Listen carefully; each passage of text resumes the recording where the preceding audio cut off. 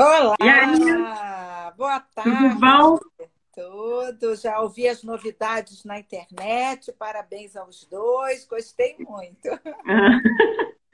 Que bom! E o Felipe é teu fã, né? Como Ah, todo eu mundo, né? também sou fã dos Hum, dois. Que Falou bom. que ia assistir para saber, porque você só faz live que sai todo mundo mais inteligente, mais culto do que quando entra. Agora, essa não, essa é para todo mundo sair mais inspirado ainda. É, Porque, na verdade, a gente está fazendo umas lives com os professores, com as personalidades do direito assim mais admiradas, para inspirar o pessoal nesse momento difícil de pandemia. Então, conversamos com várias pessoas lá da academia, a ministra Cristina também abriu, então, falou umas coisas tão legais, inspiradoras. E, quer dizer, isso eu não podia ficar de fora, né? Porque, na verdade, você serve de inspiração tanto para a geração mais jovem que está estudando, que está correndo atrás, quanto para o pessoal das antigas, né? Que, na verdade, eu lembro, Vólia, quando você estava fazendo o manual, eu acho que o seu primeiro manual foi o professor Susequinte que apresentou, não era? Ele estava aí ainda foi e antes. todo orgulhoso de você, não era?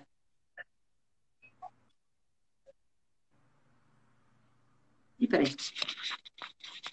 Já estou te ouvindo, a internet deu uma falhada, mas já melhorou. Mas eu dizia que você é muito inspiradora, não só para o pessoal dos novatos que estão entrando agora, mas eu já vi, falando orgulhosamente de você, o professor Susequinte. Ele que apresentou a sua. Lembra, né? O seu manual, o seu primeiro manual, não foi? Porque ele falou Foi, assim: eu vou parar de fazer o meu foi, é meu livro, isso, o Direito e Trabalho, e. aquele livro grande, ele faz toda a introdução, o prefácio, foi no lançamento. Olha quantos Eu lembro. colegas aí, ó. O Gago está aí também. Obrigada, Gago. Eu lembro, Pois é. eu lembro ele lá e falando, né, que você ia dar continuidade, maior emoção isso, né, que você ia dar continuidade. Ontem eu acho que seria o aniversário dele, os meninos, eu acho que o Rodolfo estava, Foi, né? foi, foi. E aí ele Ele falou acho que que você ia dar faria cento continuidade. e três anos ou 104. Isso mesmo. É, Carol está aí também. Carol Vilas Boas, Carol, um beijo. Muita gente aí bacana. um monte. E aí foi isso, né, Bola? Você acabou fazendo fãs por todo o pessoal do direito do trabalho, do processo do trabalho. Eu acho que a começar, né? Quem eu realmente vi muito emocionado, porque eu me lembro, isso me marcou muito, foi o professor Susequinte. E, quer dizer, e a gente te convidou para esse bate-papo para você falar um pouco da vida, quer dizer, você transitou, você está transitando por dois nichos do direito do trabalho. Você começa na magistratura. E eu lembro também, eu não sei onde que eu vi, não sei se era um vídeo do Meta, de um curso que você O dava, curso você contando a fórum. história, eu cheguei a ficar até emocionada. E você falando da vocação para a magistratura e tudo mais.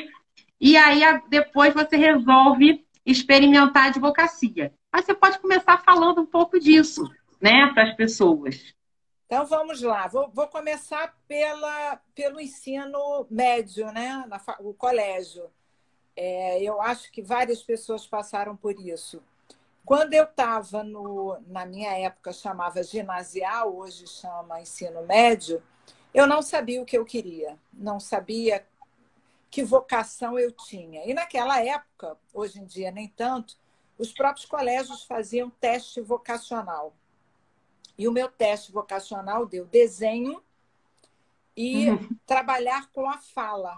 E aí deu fonoaudiologia. Rodolfo, um beijo.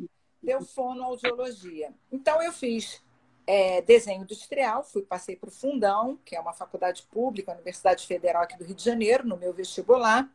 E depois, com uns 2 anos de faculdade de desenho, eu achei aquilo muito fútil.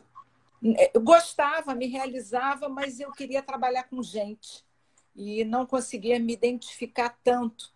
E aí resolvi fazer ao mesmo tempo, sem largar o desenho industrial, resolvi fazer também fonoaudiologia no IBMR. Então, eu estudava de manhã e à tarde no Fundão e à noite eu estudava em Laranjeiras, onde ficava o Instituto Brasileiro de Medicina e Reabilitação. Quando, então, aos 19 anos, eu engravido. E essa gravidez foi vamos dizer, um burburinho na família, porque eu ainda era solteira, e naquela época as mulheres solteiras não podiam engravidar. Aí fui expulsa de casa, passei necessidade, e aí eu vi que não adiantava ser desenhista sem dinheiro, porque isso não ia sustentar uma mãe solteira com uma filha. E também não adiantava ser fonoaudióloga. Então, eu resolvi ir para o direito porque meu pai já era advogado e o meu irmão já era juiz, concursado. E resolvi fazer direito quando eu, então, quer dizer, o direito não foi uma vocação, ao contrário, como meu pai era advogado trabalhista e trabalhava excessivamente, eu achava que era uma carreira que não era para mim, porque eu não queria me dedicar tanto, não queria ter a vida que ele tinha de excesso de trabalho.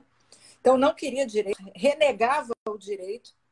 E aí, o primeiro dia que eu entrei na faculdade, não me esqueço até hoje, na aula de introdução ao estudo de direito, quando eu ouvi a aula, me lembro que a aula foi sobre comoriência, eu fiquei encantada com aquele negócio. Eu falei, nossa, isso é tudo que eu queria na vida. Quer dizer, eu me encontrei no direito, na faculdade de direito, na primeira aula da faculdade, e eu acho que ali a mosca me picou, e até hoje eu amo o direito. É uma coisa inacreditável. O que me motiva não é o dinheiro, não é o sucesso, não é o reconhecimento, é que eu gosto muito do que eu faço. E eu acho que quando você faz muito, muitas vezes, você se torna muito expert daquilo que você está fazendo. E eu me sinto muito segura ao transitar no direito do trabalho.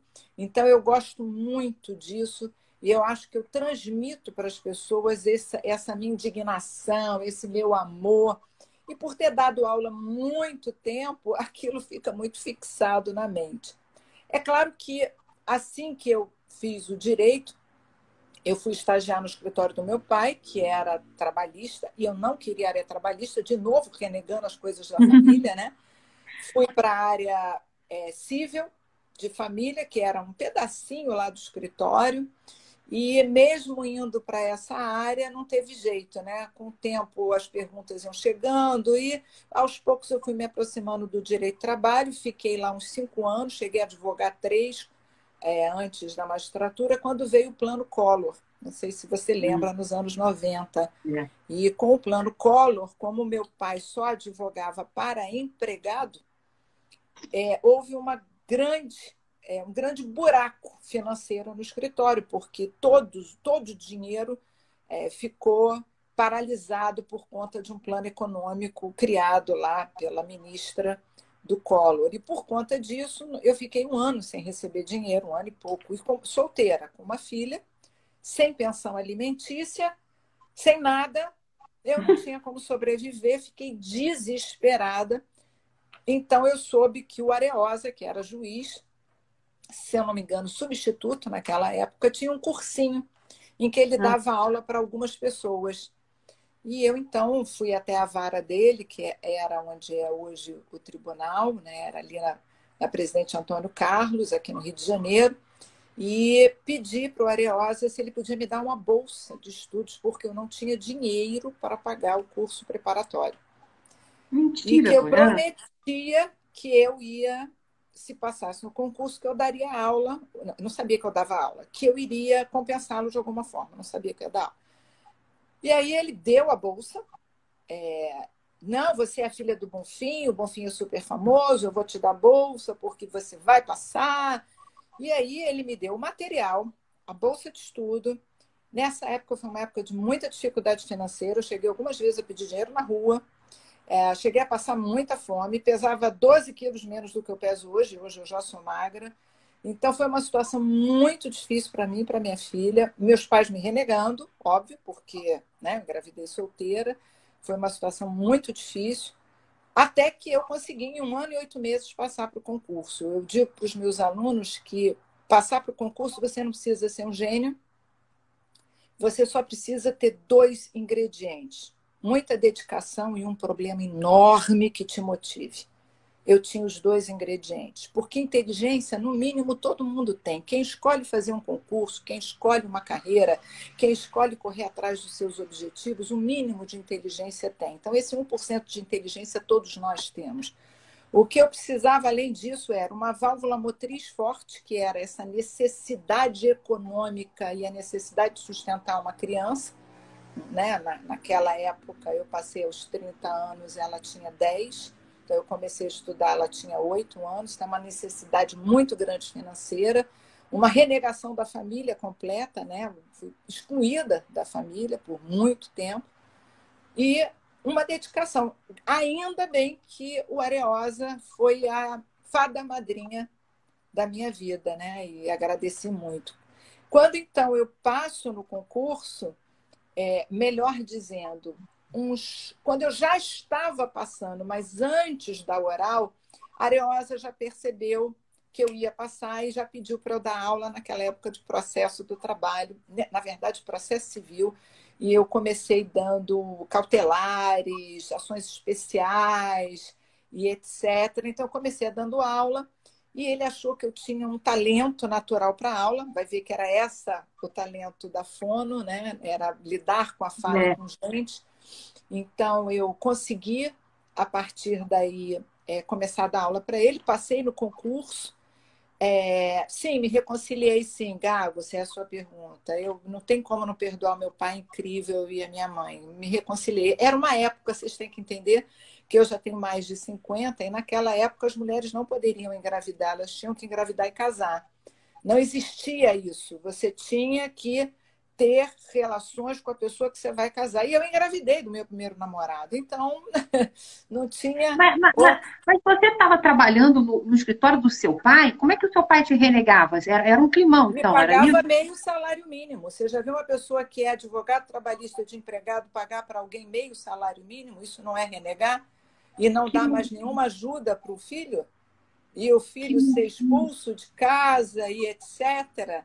Então, essas coisas... Quem dera. Obrigada, Paulo, dizendo que eu pareço ter 35. Olha, Paulo, eu já gostei de você de cara. Melhor elogio. Que bom. Então, a história foi muito... quando eu passei no concurso, o dinheiro do concurso, que é ótimo, é uma estabilidade enorme, não era suficiente para o buraco que eu deixei com a minha filha, que não tinha nada. Eu me lembro que a gravidez inteira eu tive 2 roupas de grávida, a minha filha só teve roupas usadas, nunca teve roupas novas, roupas dadas pelas pessoas. Meus pais não me ajudaram, então era tudo caridade feita pelas pessoas para eu poder ter esse filho e vivenciar isso, porque fui expulsa, excluída da vida por conta disso. Então, quando eu passei, o Areosa me dando aquela oportunidade, eu comecei a dar aula para recompensá-lo, pagá-lo. Então, eu combinei com ele que por 2 anos, eu fiquei 1 ano e 8 meses no curso dele. Então, por 2 anos, eu daria aula de graça para repor o tanto que ele fez por mim, porque não tem preço o que ele fez. Por isso, quando eu tive o meu curso, eu dei muitas bolsas, vários juízes, eu acho que mais de 300 juízes do Rio de Janeiro foram meus alunos, vários deles foram bolsistas, não vou falar aqui quais são. Se dissesse para mim, não tenho como pagar, eu dizia, eu também não tinha, então você é meu bolsista, mas só tem uma obrigação, tem que estudar. Não é bolsista para fazer aqui um salão de festas. E aí, quando eu passo no concurso, o Areosa, que é aquela pessoa maravilhosa, ele me paga. Ele não deixa eu não pagar. E eu começo, finalmente, tendo o dinheiro da aula conjugado com o da magistratura. E eu me lembro, quando eu passei no concurso, eu devia ao meu pai $10.000, porque meu pai não me dava dinheiro, ele emprestava em dólar. E por azar meu, ano, que eu acho que foi o Collor, o dólar de 1 para 1 passou para 1 para 3. Então, o que era $10.000, R$10.000, passou para 30 mil. Você imagina isso em 1993. Então, eu não tinha como pagar, isso tudo ia, né, me ajudando. Eu comecei a dar aula em vários cursos, porque eu tinha que fabricar dinheiro para pagar e tentar ter uma casa para morar com a minha filha, um lugar digno, dar a ela um brinquedo, que eu não conseguia dar. Aí você morava onde? Eu morava no Catete. E Mas ela sozinha, você queria. não morava com a família de nada. Tomava Não, conta sozinha só da casa. eu e ela. Eu não tinha televisão, eu não tinha máquina de lavar, eu não tinha nada, não tinha nada. Era no tanque, eu não tinha nada, nada, nada. Eu, para ir para o trabalho, eu tinha que ficar na rua, esperar uma pessoa passar, pedir um dinheiro emprestado para poder pegar o ônibus. Só para você ter ideia. Então, assim, a situação é muito pior do que você imagina. Eu só estou contando detalhes dos detalhes dos detalhes dos detalhes e tentando passar só a mensagem para as pessoas que, às vezes, nas dificuldades é que a gente consegue superar o mínimo que a gente tem aí, né, de vontade, é que a gente vê que a gente é capaz. E nessa de dar muitas aulas, eu me lembro que um dos meus alunos, que hoje é juiz, não vou falar, era bolsista. Eu dando aula já preparatória para a magistratura, já com o meu próprio curso. Ele disse assim, olha, eu anoto tudo. E naquela época era gravador de, né? Não era iPhone. Que gravadorzinho. Eu gravei tudo, escrevi tudo, vou lançar o livro. Eu falei, como assim? Você vai lançar um livro com os meus estudos e as minhas opiniões? Eu e que li o Susequinde, o Orlando Gomes, né, o Délio Maranhão, a Maria Mascaro, eu estou dizendo a posição de cada uma, como é. A filha ficava comigo, gente. A filha não ficou com ninguém, ficou comigo. Não, óbvio que quando eu ia para o trabalho, eu deixava na casa da minha mãe e depois pegava, mas não dá para contar detalhes, mas não era uma relação boa. Se tornou boa depois, né? Óbvio. Então, quando eu percebi que alguém ia escrever tudo aquilo que eu estudei e que eu me dediquei tanto e que eu continuava estudando, eu resolvi escrever meu primeiro livrinho, que foi um livrinho para o exame de ordem. Eu lembro, preto e vermelhinho. Isso. O primeiro livrinho era um resumão do resumo de tudo que você puder imaginar. Não, o pai da minha filha não me ajudou, nunca me deu pensão, não procurou a minha filha, só foi procurar a minha filha quando tinha 21 anos. Então já é outro, é da minha filha mais velha, né? Hoje eu sou casada e tenho outros tantos filhos. Bom, então eu estava sozinha, ninguém me ajudava. Quando eu trabalhei com meu pai era meio salário mínimo, a situação foi bem, bem terrível. E meu pai é comunista na época, né? Talvez por isso eu tenha ido por um lado antagônico ao dele. Só defendia trabalhador, mas para a própria filha pagava meio salário mínimo. Então, são aquelas contradições da vida, né? Minha mãe espírita, dona de uma creche, mas renegava a filha e a neta. Então, eram condições muito, vamos dizer, áridas, em que você pode vivenciar. Então, eu escrevi esse meu primeiro livro e, logo depois, por conta dos alunos, eu escrevi um livrinho de sentença, que era muito mais um conjunto de narizes de cera com dicas básicas. O livro de sentença fez um sucesso, eu comecei a ficar bem famosa com o livro de sentença. E aquele livrinho fininho do exame de ordem, eu ia devagarinho aumentando um capítulo, mas sem publicar, só deixando lá naquela época no computador, e com isso continuando a dar aula. E a necessidade de dar aula era inicialmente para pagar as dívidas passadas, mas também para conquistar coisas novas, né? Eu precisava conquistar, ter uma casa ou alugada ou própria, mas eu precisava ter porque eu tinha uma filha e ela tinha que ter o mínimo, eu tinha que pagar um colégio para ela, então eram tantas coisas e o dinheiro não dava por conta da necessidade anterior. Bom, até que, obviamente, com o passar do tempo, eu casei de novo, né, com o Fernando, com quem eu estou casada até hoje. Nós tivemos outros 3 filhos. E quando a minha filha mais nova, que completa agora 16 anos que ela morreu, aí eu entrei em depressão.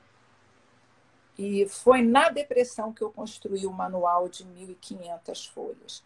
Isso é, eu não me deixei abater, eu não tomei remédio, eu não desisti da vida, não desisti de dar aula, não desisti de estudar, mas canalizei toda essa energia como canalizei lá no passado, no dia que fui renegada, no dia que fui expulsa de casa, canalizei essa mesma energia para escrever um livro que eu pudesse ajudar a todos os alunos e aos operadores de direito, porque na época que eu fiz concurso, você estudava o Susequinde, estudava o Amaury, estudava o... Não existia um livro que juntasse todos num só.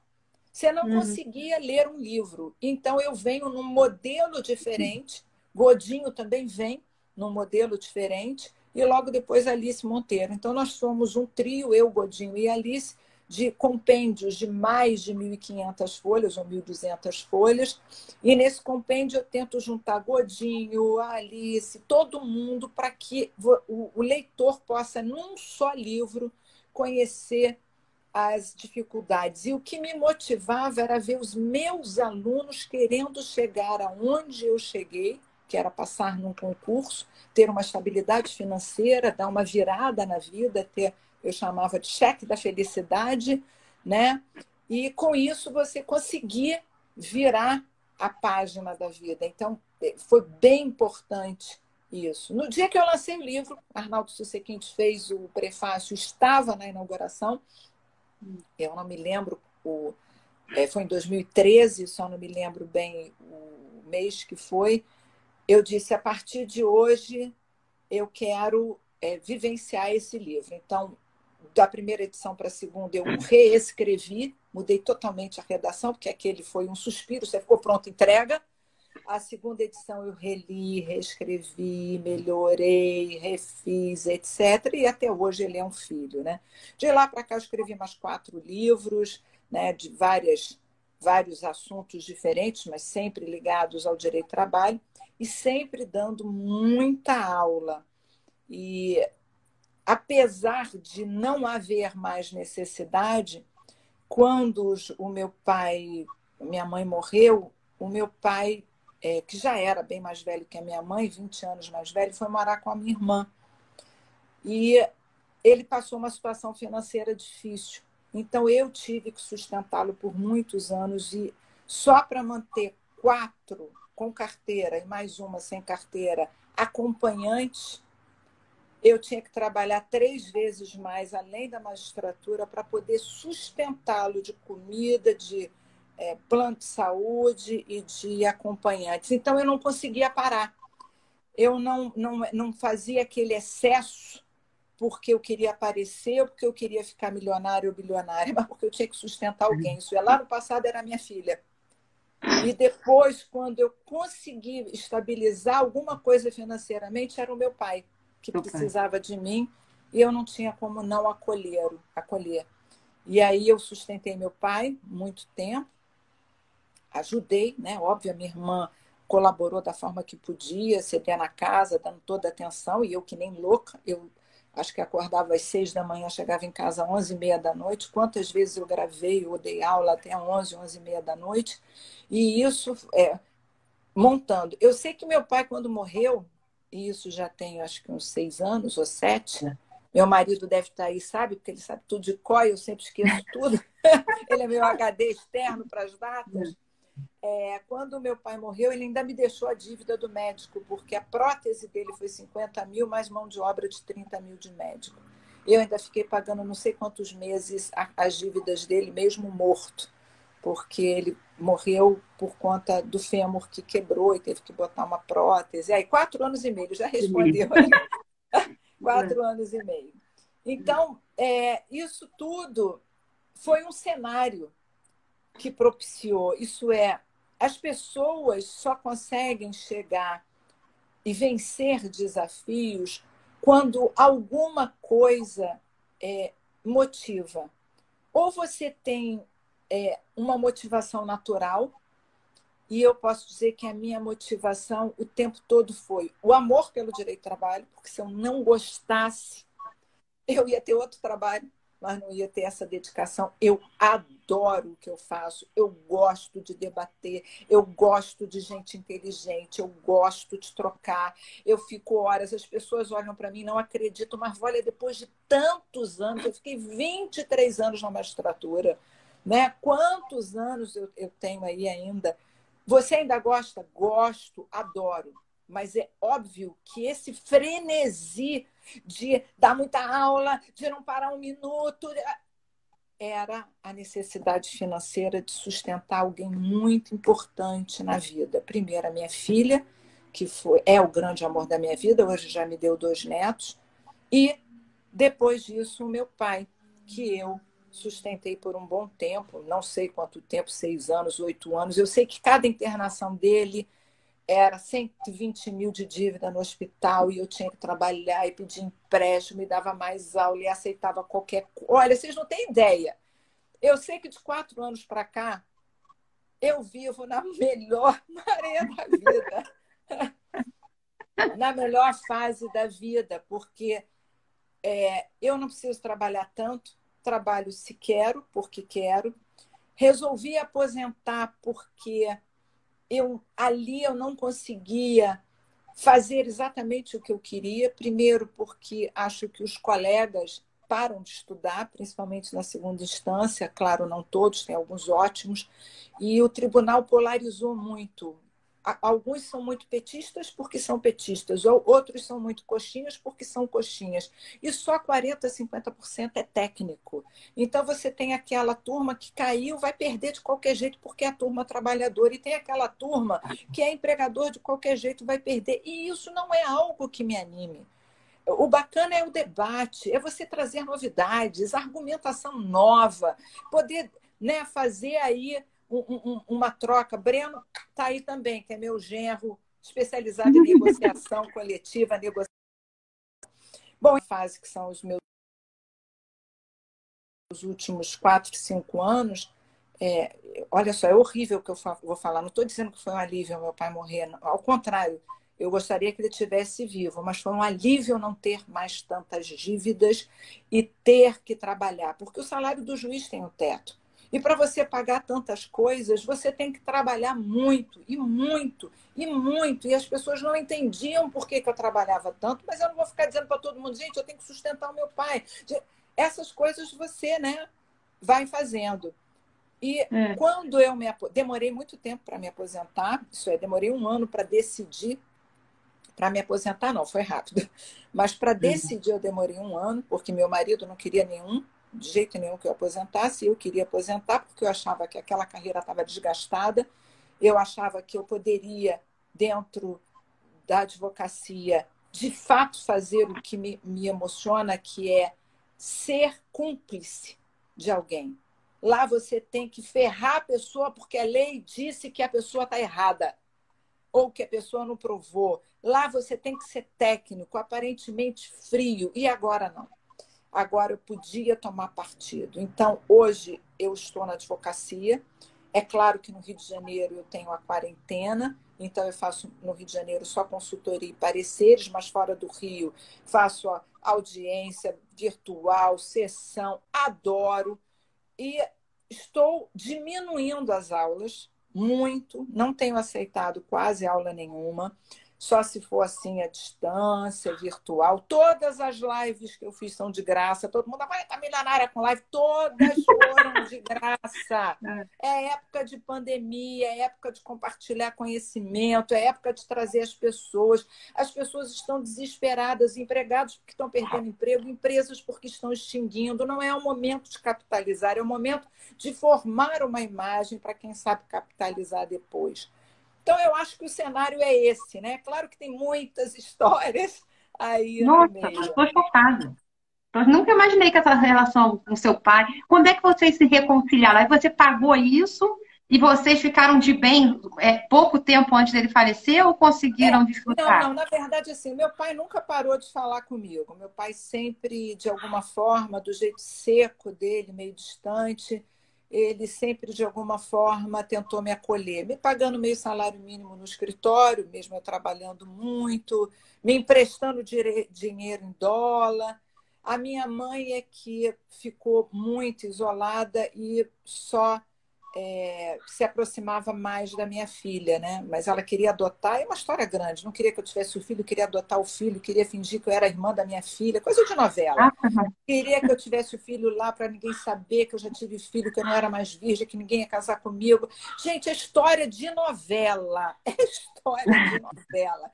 Mas é tanta história que não dá para contar. Quantas vezes eu me lembro morando com a minha filha no Catete, que eu tinha que ir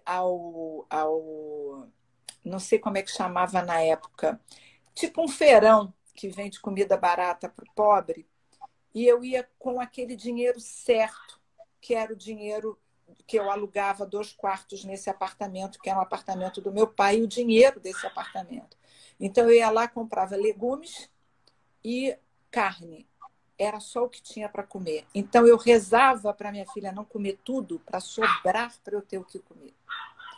Então, era isso que eu vivi durante alguns anos de exclusão da família, né? A família não acolher. Quantas vezes eu passava no prédio da minha mãe para a empregada descer com a carne do cachorro para eu poder ter carne para dar para minha filha comer. Então, uma vez por semana era assim. Então, assim, são tantas histórias, né? As pessoas dizem, ela é filha do Bonfim, ela tem sucesso todo porque ela já estava com meio caminho andado. Ao contrário, eu fui excluída. Eu tive que superar várias coisas dessas, né? Dos anos, parece que eu estou falando dos anos 70. Gente, eu nasci nos anos 60. Eu engravidei aos 19 anos. Então, eu engravidei já ali nos anos 70, 80. 80, minha filha é de 82, é isso mesmo, minha filha é de... Então, eu engravidei lá nos anos 80. E isso foi E hoje você tem quantos netos? Como é que é, hein? 2 netos, o Pedro 2, né? e a Eva, isso. 2 netos da minha filha mais velha. E do meu segundo casamento, que é o Fernando, que está aqui com a gente, que também é advogado trabalhista. Ó, o pai da Eva, tá aí o Breno. Ó. Os filhos não fizeram direito, ficaram com pavor de quanto eu trabalho. O pavor que eu tinha do meu pai, os filhos tiveram de mim. De você. Ninguém quer fazer direito. Não, minha mãe trabalha. Não fiz terapia. Não sei quem perguntou se Neves. Não fiz. Eu cheguei a fazer uns 6 meses, 8 meses. Não fiz terapia. Eu acho que o trabalho. Meu pai me dizia uma coisa muito bacana. Ele dizia, minha filha, o trabalho é a única coisa que você, se investir, tem retorno. Porque a relação a 2 você investe, mas depende do outro. O outro pode arranjar alguém, o outro pode engravidar alguém, que aconteceu já comigo, o outro pode isso. E o trabalho não. É você, quanto mais você se dedica, mais ele retorna a você. E eu sou a prova viva de que essa dedicação foi não só a minha terapia, como o meu retorno profissional, financeiro, foi de tudo. Então, é muito gratificante hoje estar com a família. E acho que é isso. Eu lembro, assim, eu não sabia de nada dessa história. Eu sabia dessa depressão quando a sua filhinha faleceu, porque eu lembro você grávida, eu lembro desse sofrimento. Mas desse do seu pai, eu achava que, nossa, nunca soube disso, não. Fiquei impressionada. Agora, me conta uma coisa. Que loucura, gente. Me conte uma coisa. E aí, da magistratura, você está com alguma saudade? Dá umas pontinhas de arrependimento ou não? Nenhuma! Quero. Nenhuma saudade. Graças a Deus, eu não sou apegada ao poder. O poder não é uma coisa que me transforma. É aquela coisa da toga, daquele excesso de liturgia, de formalidades. O direito é belo pela argumentação, pela retórica, pela forma de abordar, pelas diversas óticas que você pode ter. E não por aquela põe a toga, doutor, fale 3 minutos. Não, já falou, não vai falar. É muito, né? Muito, o direito é muito bonito para aquilo. Então, eu sinto falta dos colegas. Isso eu sinto falta do Zorzenon, do Léo Borges, que eu adoro, né? Eu sinto falta do Léo Pacheco, dos nossos almoços, do Martins, a gente almoçava sempre. Eu sinto falta dos colegas, mas eu não sinto falta da magistratura, daquela assessoria toda, daquele povo me bajulando, nada. Ao contrário, eu adoro ter essa liberdade da advocacia para a gente defender as teses que a gente acha corretas ou não, despachar com um colega, claro, não no Rio, fora do Rio, ir ao TST, fazer uma sustentação oral em São Paulo. Eu acho isso de uma dinâmica muito mais legal. E engraçado, né? Porque você, com essa história toda, viver numa realidade que não tem estabilidade nenhuma, né? A advocacia é aquela coisa, às vezes você está bombando, aí tem um período já que é mais ou menos, aí tem outro período que você Mas fica lembre que milionário. eu aposentei, eu recebo o salário como se eu Ah, não, você estivesse aposentou, nativa. também tem isso, é Então, verdade. então para mim, trabalhando ou não trabalhando, eu ia, sendo É juíza verdade, ou não, eu ia ganhar a mesma coisa. Então, eu ia trocar 6 por 12. Quer dizer, qualquer coisa que eu ganhe fora já acrescenta já está. trabalhando muito menos. É. Então, Você eu tomou troquei. quantos anos de magistratura, Vó? Eu entrei em 90 e saí em Hum, 2018. Então, eu cara, fiquei aí. Eu entrei em 1993, que eu entrei. Eu fiquei 25 anos. fez 25 umas anos na boas. magistratura, sendo 1 ano e meio como juíza substituta e 7 anos como desembargadora. Foi um grande caminho. E Você você se vê falou. parando de trabalhar? Não, não quero parar de trabalhar. Adoro Hum, trabalhar. Eu quero trabalhar com o direito. Com o pra sempre. direito. Não tenho Não, vontade nenhuma. Adoraria fazer assim, curso de história da arte, um curso é. de gourmet, mas sem largar o direito. Adoro. Assisto novela, amo assistir novela. Adoro assistir, ler uma caras com um monte de besteira. Tem muita coisa que eu gosto muito. Né? Muita coisa. E aí, hoje em dia, assim, seus hobbies quais são? Você posta muita foto em praia, né? Na praia ali de Angra. Você gosta de Na ir pra lá, né? verdade, assim, o meu grande lazer hoje é Netflix. É? É Netflix. Então, é assistir muitos filmes e, obviamente, como a gente tem uma casa fora, aquilo é um paraíso, né? Então, eu vivo um paraíso maravilhoso e sinto muita falta disso tudo. Mas são poucos os hobbies que eu tenho. Eu não tenho muitos hobbies. Eu acho que o meu Não, e hobby o é Fernando, às emprego. vezes, coloca você ensinando para os netos, estudando. Adoro. Adoro, adoro. Eu sou canceriana, né? Canceriana é família. Então, amo ficar com os meus filhos e os meus netos. Você quer me ver feliz? Feliz é botar todo mundo junto. São os meus filhos todos com os meus netos todos, com o meu genro junto, todo mundo junto. Quero todo mundo junto, misturado, o tempo todo. Se a gente puder ficar todo mundo na mesma casa. Aí, todo fim de semana, a gente vai para lá.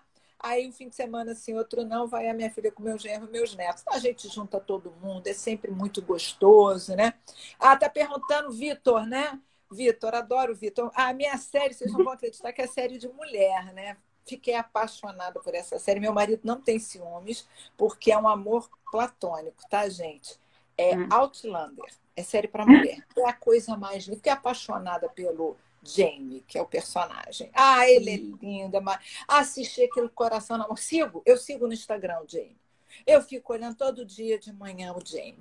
Que homem lindo, que casal lindo, que amor maravilhoso, que história linda. É a minha série favorita. Hoje, né? Pode ser que daqui a pouco eu veja outra. E o Fernando é doidinho contigo, né, Vó? Ele é o primeiro a postar as Oi. suas coisas. Ele é fã número um, né, não? Ele tá Tá aí, ó. sempre. Ele tá aí, ó. Ele Renato. tá, ele foi. A Quando idade eu dos abri. filhos. Ele tá colocando a idade dos filhos aí. A Luana tem 37, o Lucas tem 21, a Juliana tem 17, a que morreu teria 16. Aí o Natal é aquela festa. É uma festa, é todo mundo junto, é tudo muito bom. Eu gosto muito. Eu acho que esse é meu hobby, é estar com a família, ir para essa casa de praia que eu gosto muito e assistir Netflix. Meu marido gosta mais de passear de barco, de passear de jet ski, de sauna, piscina, não sei o quê. Eu gosto de ficar em casa. Adoro trabalhar, é coisa inacreditável, adoro. Todo fim de semana eu tenho que abrir o computador para fazer uma inicialzinha, um recursozinho, adoro. Eu não gosto daquele trabalho que você tem que ficar 12 horas no computador, aí eu não aguento. Mas aquele trabalho que é um pouquinho todo dia, e obviamente os dias de semana um pouco mais, eu gosto, me faz bem, a cabeça trabalha, gosto de estudar, ajudo os deputados com as leis, ajudo os senadores com as leis. Recebi agora, né, que teve a votação, ia ter quinta-feira e vai ser na terça a votação da MP 927. Os senadores já me mandando, você acha que tem que vetar alguma coisa, que você não passa alguma coisa, o que tem que ser. A Ana, que adoro, a Ana Caracique, que foi minha secretária de audiência, depois foi minha votista e hoje é uma excelente juíza. Saudade, Ana. Adoro. Essa daí é prata da casa. E essa participação legislativa, de onde é que vem isso? Você começou aí a se Isso corresponder? começou sem querer também. O Fernando, meu marido, é amigo há anos, porque moraram no mesmo prédio há mais de 20 anos, da Laura Carneiro, que foi deputada federal. É. E num jantar, a gente foi jantar uma vez na Barra, em 2017. Aí ela falou: Ivo, olha, você não é da área trabalhista? Falei: sou. Hum. Eu estou na comissão da reforma trabalhista. Vou colocar você lá para me ajudar a fazer. Então, ela me colocou, eu participei de todas as bancas, participei de tudo. Ela que me colocou. E a partir dali, eu passei a ajudar vários deputados que eu conheci, troquei fichinhas de lá. Hoje eu ajudo o Molon, que é o outro, Marcelo Calero, e outros que vêm me pedindo ajuda. Esses dois eu ajudo constantemente com projetos de lei, ou para vetar, ou para tirar, ou para conversar com o partido. A gente faz Então, é muito boa essa troca com o legislativo, né? E vem cá, e na advocacia o pessoal perguntou aqui, como é que você definiu sua advocacia, a associação com o escritório, e o que você está gostando de fazer mais na advocacia? Na advocacia, o que eu fiz foi, assim que eu aposentei, eu fui para o escritório do Bruno Tocantins como consultora jurídica. Adorei, adoro o Bruno Tocantins, advocacia de primeira. Acho hoje que é o maior escritório trabalhista, a quantidade que ele tem de processos, 800 processos só no Rio de Janeiro. Então, é para aprender, porque é um só... Você tem ideia, eu tive que parar para estudar questões que eram tão complexas da parte administrativa trabalhista que a gente não vê na magistratura. E aí depois eu recebi uma proposta melhor e estou hoje no escritório do Solon Tepedino, também como consultora jurídica. E também fazendo um trabalho de ajuda, assessoria e etc., melhorando um pouco ali, né, a qualidade, tentando ajudar o escritório. E o escritório também acho que é um dos maiores trabalhistas, só que o Solon Tepedino é mais de reclamante. Hoje, então, o escritório que eu estou é mais de reclamante. E o escritório que eu estava antes é mais de empresa. Além disso, eu faço várias parcerias com o escritório do meu marido, que faz reclamante e reclamada, que é Caçar Advocacia. Então, ele tem vários clientes e eu faço várias parcerias com ele também. Então, eu fico aí fazendo várias coisas, né? E você não pensa em abrir um escritório, olha, Bonfim, não? Não trabalha. Eu penso, mas não agora, porque eu estou na quarentena, né? Ainda tenho mais 1 ano e meio de quarentena. E a parceria está muito boa onde eu estou. Então, sou bem reconhecida, bem remunerada, não trabalho uma quantidade que, vamos dizer, me avilte. Então, está tudo dentro, vamos dizer, de um cenário bom. Então, por enquanto, deixa quieto, né? Quem sabe mais à frente, né? Mas E o que você penso está sim, gostando penso sim. mais? Reunião com cliente, audiência, sustentação oral. Não, audiência, primeira instância, eu só faço se for ação civil pública, ação coletiva, o resto quem faz é o escritório. Mesmo assim, eu só faço fora do Rio. Agora, audiências, sustentações orais, eu faço também quando os casos são relevantes ou os clientes são relevantes. Então, eu faço os DATIM, todos em São Paulo, Brasília, eu faço as sustentações orais. No Rio, claro que eu não posso fazer, quem faz é Fernando, meu marido. E a gente faz uma troca. E, assim, eu acho que eu faço um pouco de tudo. O que eu mais gosto de fazer, que eu tenho feito mais, é parecer. Tenho feito bastante parecer. A cada 2 meses eu faço um grande parecer. Então, parecer é bom. Você trabalha ali 1 mês em alguma coisa, tem várias reuniões com o cliente e entrega pareceres. Eu gosto bastante. Também mediação, lá eu trabalho também, sou consultora da CNC, né, da Firjan, então também faço consultoria jurídica para eles. A CNC já montou um centro de mediação, conciliação e arbitragem, então também tem, Carol também tem a dela, né? Então, Camatra, né? Se eu não me engano. É isso. Então, acho que estamos aí. Estou tentando um pouquinho de tudo. Entendi. E vem cá, e aí você se realiza mais na advocacia hoje em dia, ou você acha que na vida acadêmica, hein, dando aula, escrevendo? A vida acadêmica é, de fato, o que eu gosto de fazer, mas não naquele excesso que eu fiz um dia. Então, não quero mais aquilo de dar aula para uma câmera de 8 da manhã às 18, com 2 horas de almoço. Não quero mais. Carol deve estar aí. Carol cansou de ser a minha monitora lá no LFG, e a gente saía para almoçar e voltava. Aquilo é enlouquecedor. Sem aluno, você e uma câmera, ar-condicionado, em pé. Realmente, eu acho que eu fui uma heroína, porque é para fazer muita coisa durante muito tempo para ajudar o pai, né? Mas foi bom, não me arrependo, tinha que estudar para dar aula. E agora, eu amo a advocacia também. São trabalhos diferentes. O lado acadêmico é o lado das ideias. E o lado acadêmico é o que me dá conteúdo e substância para as teses das contestações, réplicas iniciais, recursos de revista. Então é maravilhoso, né? Maravilhoso. A Benizete aí também. Beijo. Olha lá a Carol dizendo horas e horas sentada ouvindo. Ela ficava sentada como monitora me ouvindo, eu em pé dando aula. Eu dizia, Carol, para qualquer coisa você dá aula no meu lugar. Ela que me dera. Mas essa é a história. Né? Acho que nem Ô, todos olha, e quem é que esperavam você ouvir. acha? O quê? Nem todos esperavam essa história, né? O povo tá emocionado mesmo, e com razão. Deixa eu te perguntar uma coisa. Quem é que você dissesse uma pessoa que te inspirou na vida, foi quem? Bom, eu acho que o meu pai sempre me inspirou, né? Porque ele foi uma pessoa muito humilde e conseguiu, de uma forma. Meu pai não ligava para poder, meu pai não ligava para o dinheiro, mas meu pai era um profissional dedicado e amava o trabalho. Então, nesse ponto, e era reto, ele era, vamos dizer, honesto, correto, não pedia mais do que tinha que pedir, também não defendia.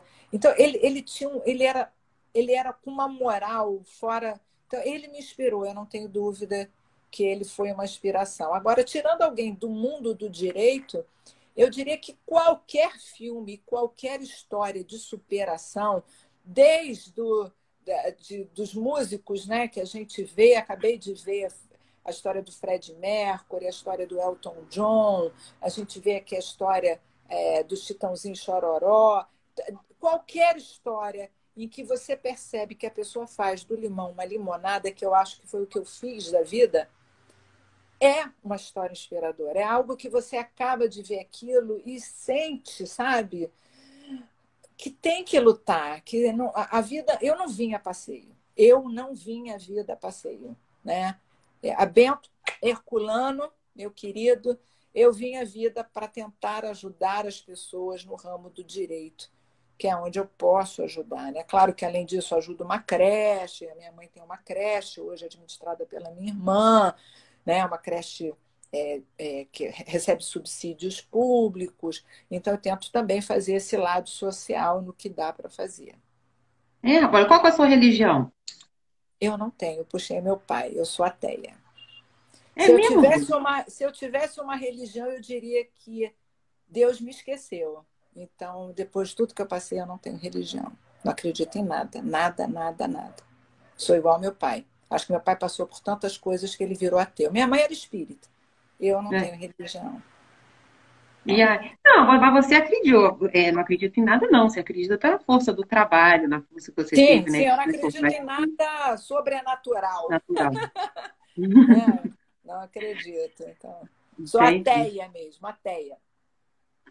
E aí, olha, pior é que já está faltando só 5 minutos. Mas o que você acha, Vôlei, que foi, então, a maior conquista da sua vida? Você acha que foi a magistratura? Você acha Não, que os filhos? meus filhos e meus netos, nossa, eu acho que eles são o suporte da minha vida.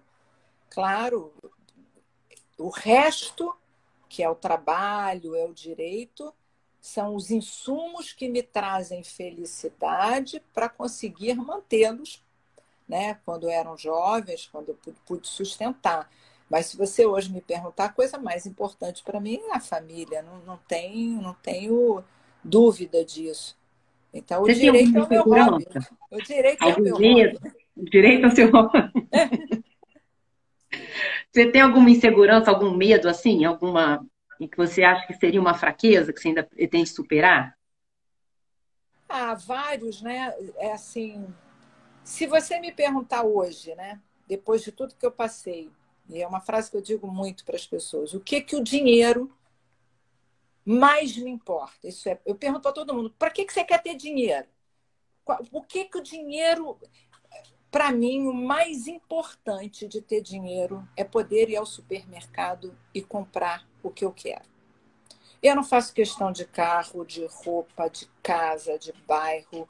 Isso tudo eu não tenho medo de perder. Mas como eu já fui ao mercado durante muitos anos e não tinha como comprar comida para minha filha, nem para mim, hoje o único medo que eu tenho é não ter dinheiro para comprar comida na rua, no mercado, na feira.